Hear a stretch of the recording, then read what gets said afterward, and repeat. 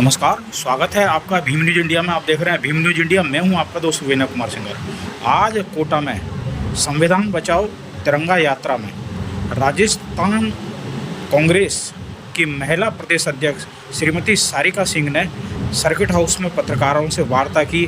देखिए Bhim news India की एक रिपोर्ट। सरकार का एक निरंकुश और तानाशाह रवैया चल रहा था कि वो सिर्फ एक तरफा निर्णय ले रहे थे बिना किसी चर्चा के, और महत्वपूर्ण जो बिल थे वो लोकसभा में पारित कर रहे थे। उन सारी उनकी जो मनमानी है उसके ऊपर एक तरीके से लगाम लगी हुई है। और कांग्रेस पार्टी अभी रिसेंटली जो पहलगाम का आतंकी हमला हुआ उसको लेकर के फिर ऑपरेशन सिंदूर किया गया, हमारी पराक्रमी सेनाओं ने बहुत अच्छे तरीके से उसको पूरे देश को उन पर गर्व है कि उन्होंने पाकिस्तान के अंदर घुस करके और आतंकी ठिकानों को ख़त्म किया। कांग्रेस पार्टी तब से ही लेकर के पूरे देश में सेना के सम्मान में इस रैली का आयोजन कर रही है और जगह जगह सेना के स्वाभिमान को और सेना के उत्साहवर्धन के लिए जिला स्तर से लेकर के प्रदेश स्तर तक रैलियां की गई। उसके साथ साथ एक महत्वपूर्ण विषय जिसको लगातार राहुल जी उठा रहे हैं, जातिगत जनगणना। उसकी बात राहुल जी ने बहुत पहले लोकसभा में कहा था और तकरीबन 13-14 महीने पहले राहुल जी ने ये कहा था कि जातिगत जनगणना को हम करा के मानेंगे।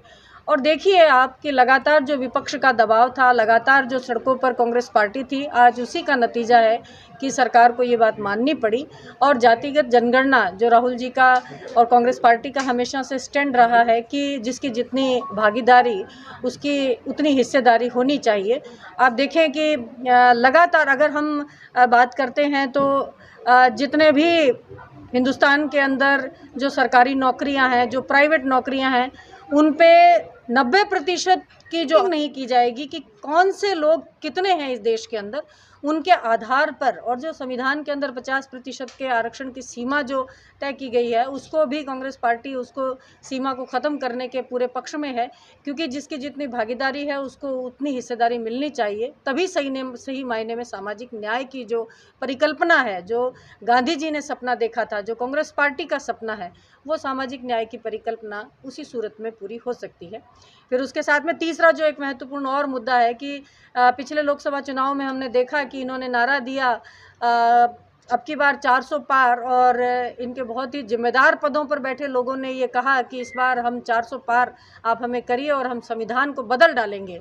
तो तब से ही जी ये देश स्वतंत्रता के बाद से ये हमारे नेताओं ने, जिसमें बाबा साहब भीमराव अंबेडकर, जवाहरलाल नेहरू, सरदार पटेल, अब्दुल कलाम आज़ाद और बहुत सारे नेता, उन सब ने बैठ कर के ये तय किया था कि इस देश को इस संविधान के द्वारा आज़ादी के बाद से इसको आगे ले जाया जाएगा, तो संविधान उसकी रूपरेखा तय करेगा। और ये अब पिछले कुछ समय से 10 साल से जब से ये सरकार में आए हैं, इनकी लगातार ये कोशिश है कि हम इस संविधान के अंदर परिवर्तन करें और जो एजेंडे आरएसएस के हैं, जो एजेंडे इनके आरएसएस का जो एजेंडा रहा है हमेशा, उस एजेंडे को ये संविधान के आड़ के अंदर और पूरे देश में लगाने की कोशिश करते हैं, जिसका कांग्रेस पार्टी पूरा विरोध करती है। और आप देखिए कि लोकसभा चुनाव का नतीजा भी जनता ने इनका आईना दिखा दिया कि संविधान बदलने की ताकत इनमें नहीं है, और उन्होंने इनको स्पष्ट बहुमत भी नहीं दिया। और इधर उधर से चंद्रबाबू नायडू और नीतीश कुमार, जिनके साथ में इन्होंने कितना दुर्व्यवहार किया, उनके साथ में इन्होंने समर्थन लेकर के ये सरकार में हैं अभी। तो ये सारी चीज़ें हैं जिसका कांग्रेस पार्टी लगातार विरोध करती आई है। और संविधान की जो बात अगर हम करते हैं तो इसीलिए पूरे देश के अंदर कांग्रेस पार्टी ने एआईसीसी के निर्देशन में संविधान बचाओ कार्यक्रम हमने चलाया है और ब्लॉक स्तर तक ये कार्यक्रम चल रहा है। आज उसी कड़ी में कोटा में भी ये रैली है। निश्चित रूप से बहुत बड़ी संख्या में लोगों की भागीदारी इसमें होने वाली है। राजस्थान की टॉप लीडरशिप इसमें हिस्सेदारी लेगी और एक संदेश कोटा की सरजमी से जाएगा कि संविधान बदलने की नापाक कोशिश भी, नापाक इरादा भी ये बीजेपी की सरकार ना रखे। आपने कहा कि भाई बीजेपी जो है सत्ता में गठबंधन के जरिए पहुंची है, लेकिन कांग्रेस के 3 बार हार के क्या कारण रहे थे?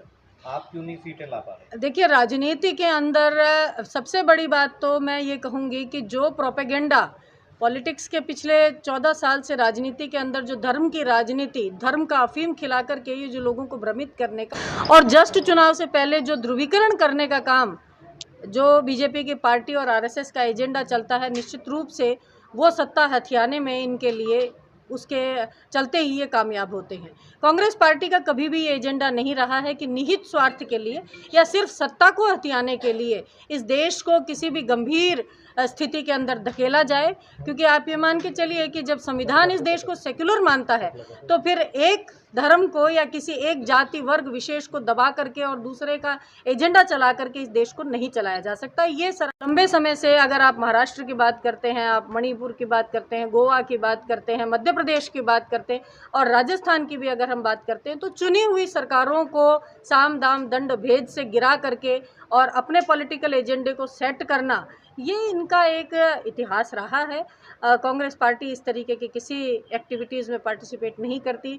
हमारा, आप राजीव गांधी जी का उदाहरण लीजिए कि आसाम के अंदर हमारी चुनी हुई सरकार थी, लेकिन जनमत को दर्शन करवाने के लिए वो गए और हमारी सरकार चली गई। कोई बात नहीं, सरकारें जाती आती रहती हैं, लेकिन लोकतंत्र इस देश में जिंदा रहना चाहिए और कांग्रेस पार्टी उसके पक्ष में है। आपके पूर्व मंत्री के पीए को पाक जासूस के रूप में गिरफ्तार किया, उसको लेकर क्या कहेंगे? देखिए, ये अभी इन्वेस्टिगेशन का विषय है। कौन व्यक्ति किसके अंदर लिप्त हैं, ये पहले सरकारी एजेंसियां अपनी पूरी जांच करेंगी, क्योंकि पिछले हम बहुत समय से ये देख रहे हैं कि बीजेपी का ये एजेंडा रहा है कि सरकारी एजेंसियों का दुरुपयोग करके वो विपक्ष को हमेशा से दबाने का या दुष्प्रचारित करने का काम करती है।